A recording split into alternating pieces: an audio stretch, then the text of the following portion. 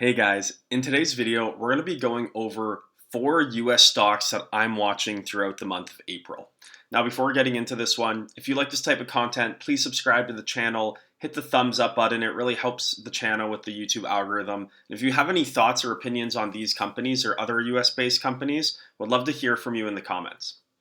Okay, so going into April, this year has been a bit down and then back up. So it's really an interesting time for the markets. I'm going to look at 4 stocks here that I'm going to be monitoring throughout the month to see if it's worth nibbling on or investing in any of these names throughout the month. The first one that's on my watch list that I want to look at is Topgolf Callaway.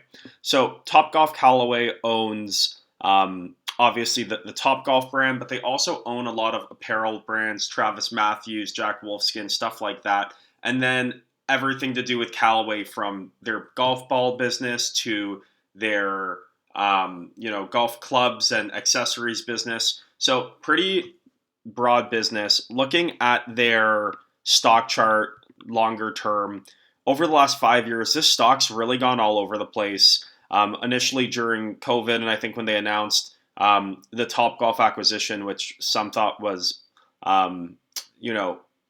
a fundamental change in the direction of the company, since the company was pretty profitable before. Topgolf's more of a growth engine than something that's profitable today, because of the amount of capex to build out. So we saw the stock kind of jump off a cliff with that, paired with COVID, and then immediately bounce back. I think this was the Topgolf drop here, and then went all the way up to $35 a share.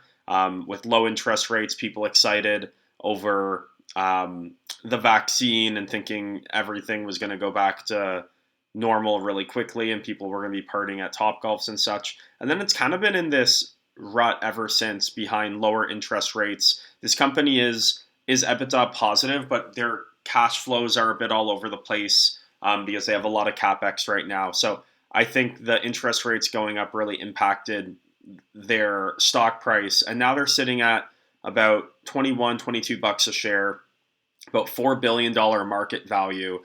And as we look at their earnings for 2022, they did do about $4 billion in absolute earnings. I'm just trying to find it here.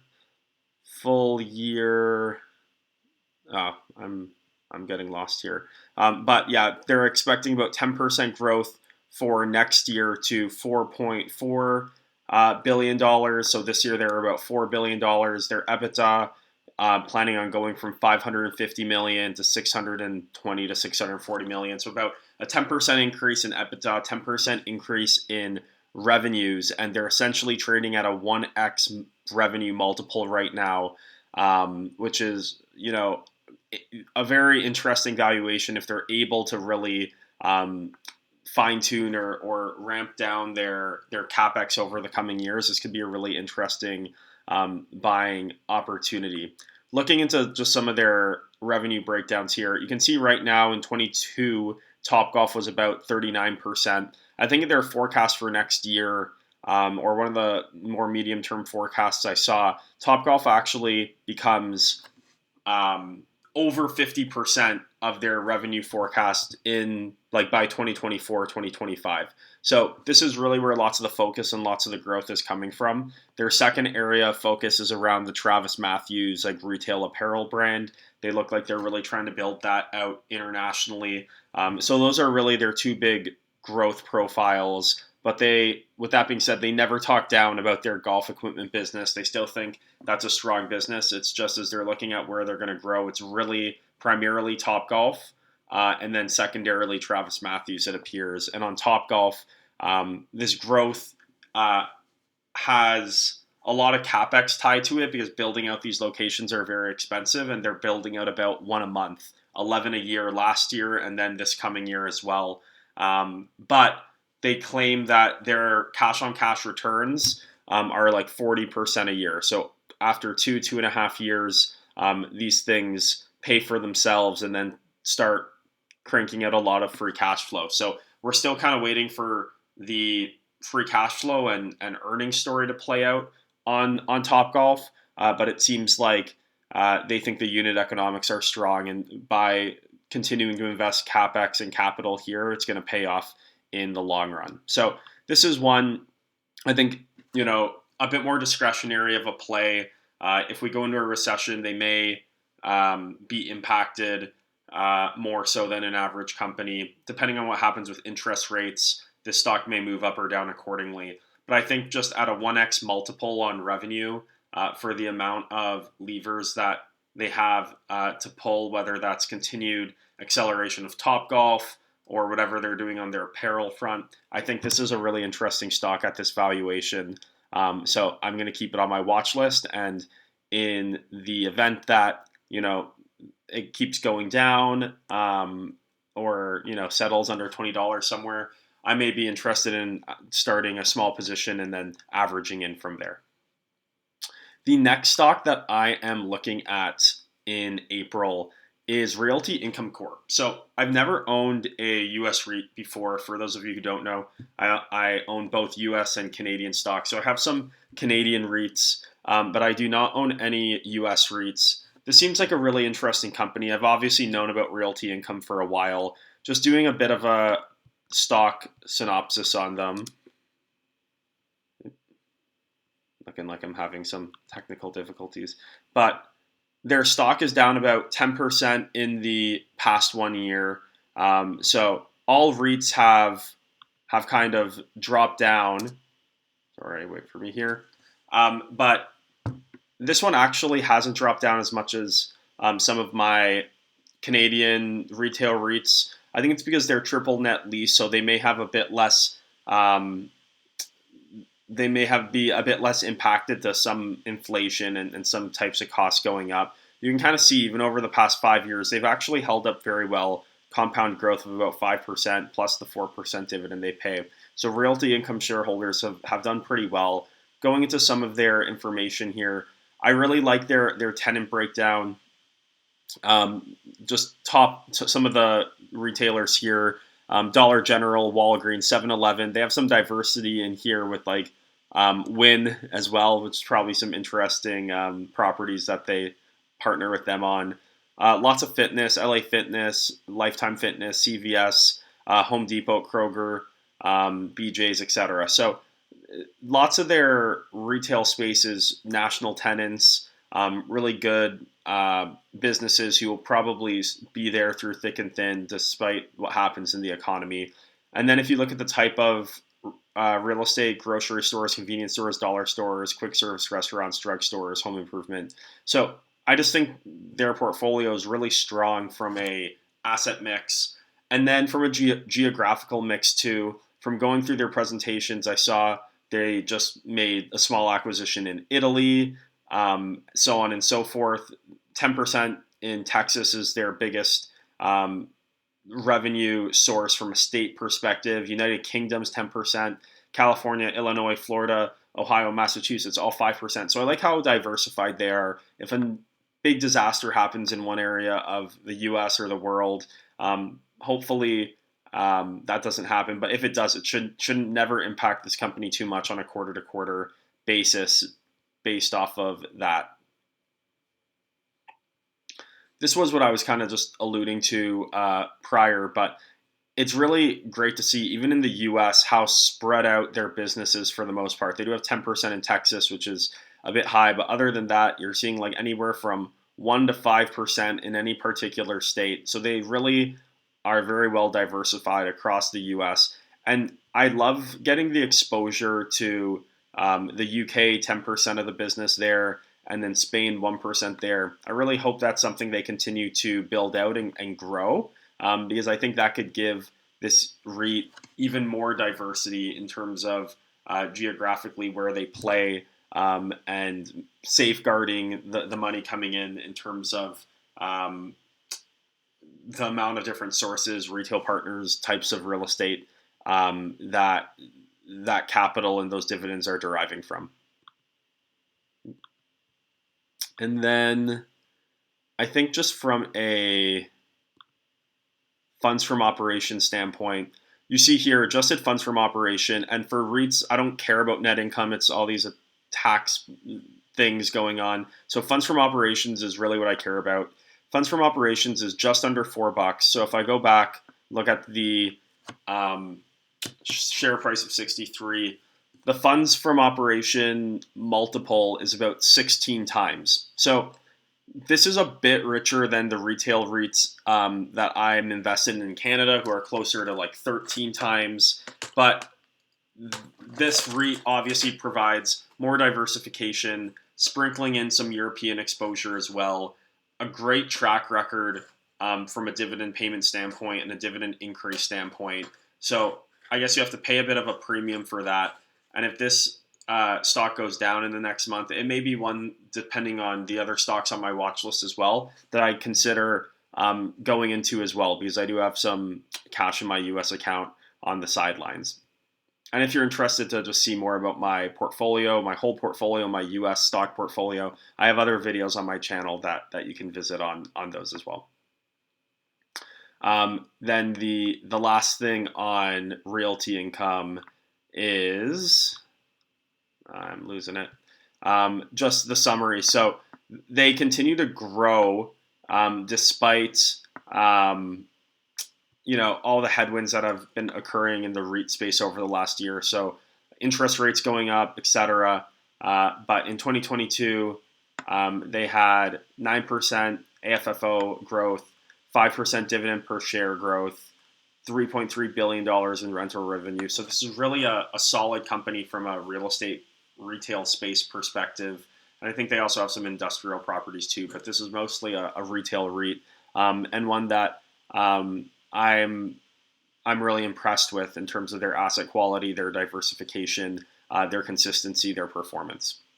Okay, going on to the third stock that I'll be looking at in April, it is Walgreens. So Walgreens is a company, as I just filter on their business, down 20% in the last year. Freezing up on me again. But down 20% in the last year. Pretty well-known business, drugstore in both Europe, mostly UK, I believe, as well as the United States. This company is trading at about 7.5 times forward earnings, paying about a 5.5% dividend. And if you look at their recent results, their top line's been decent, up, low to mid single digits, but their EPS got hammered last quarter. They say this is primarily because of COVID shots from the base being a huge revenue and profit, or mostly a profit sweetener to the business. So now that that's out, it's nothing fundamental. It's just ebbs and flows with things like that, right? So I try not to punish them too much.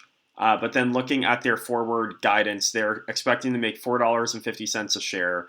Somewhat safe business in terms of just like bricks and mortar, drugstore, convenience retail.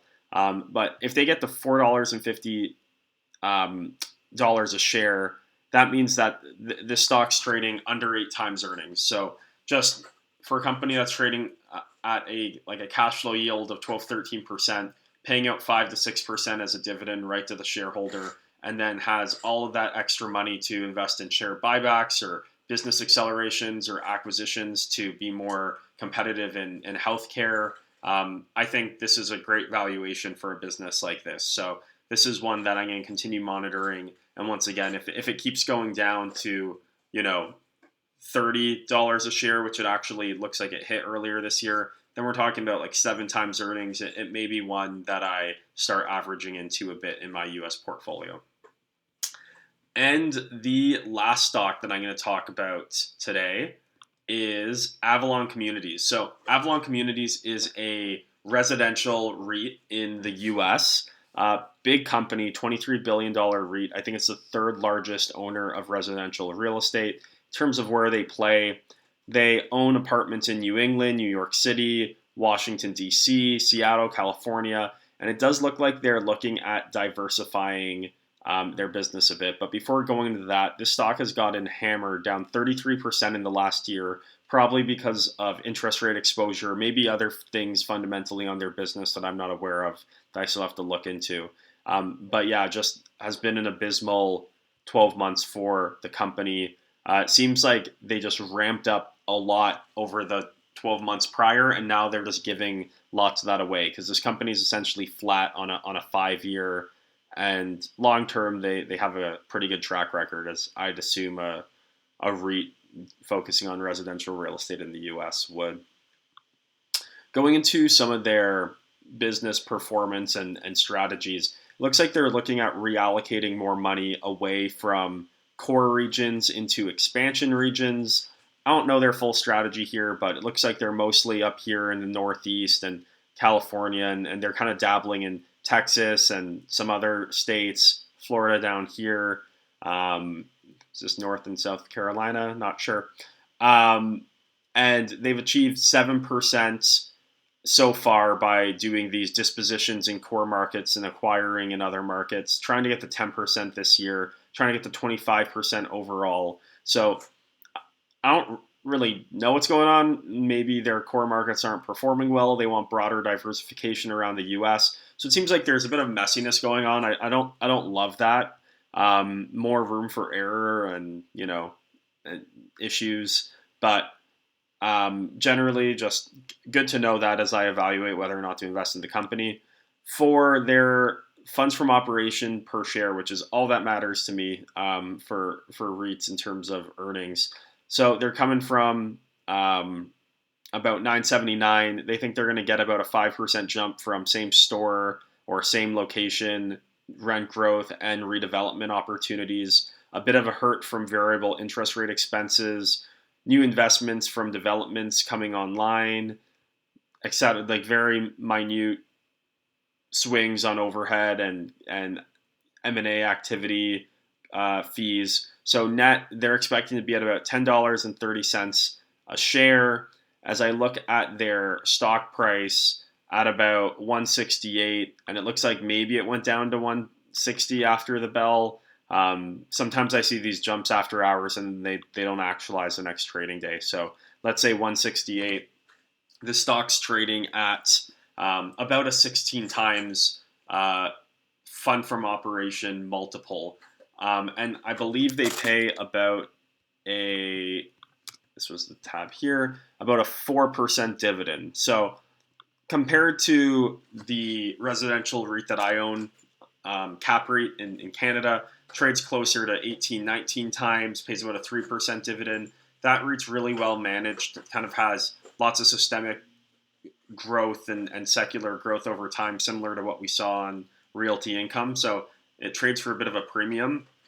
But 16 times for residential real estate seems like it's a fair multiple. I like the 4% dividend. So this is one I'm going to look into a bit more throughout the month. I'm going to monitor the price. I want to know more about what this strategy is to get 25% of rent into new expansion territories, I think they were calling it, to see if I agree with what they're going after there. But generally, it seems like this one is at a fair valuation. It hasn't broken out. It's gone up and down, but over the last 5 years, it's about flat. So I feel like that makes me feel good about not buying at the top. At least I know that may be a bit psychological in nature, but still nice to see that I'm getting it at a bit of a drop. So this is one that I'm going to monitor this week, or this month rather, in April 2023. So for April 2023, to summarize on the US portion of my portfolio, really going to be looking at Topgolf, Callaway, Walgreens, Realty Income, and Avalon Communities to see if there's any opportunities to add any of these names to my portfolio. I think all these stocks are interesting and have the opportunity to potentially do really well. So excited to monitor them. Let me know if you guys have made it all the way through the video, what you guys think of these stocks. So many people don't make it to the end. So if you're still here, please let me know in the comments. I really appreciate it.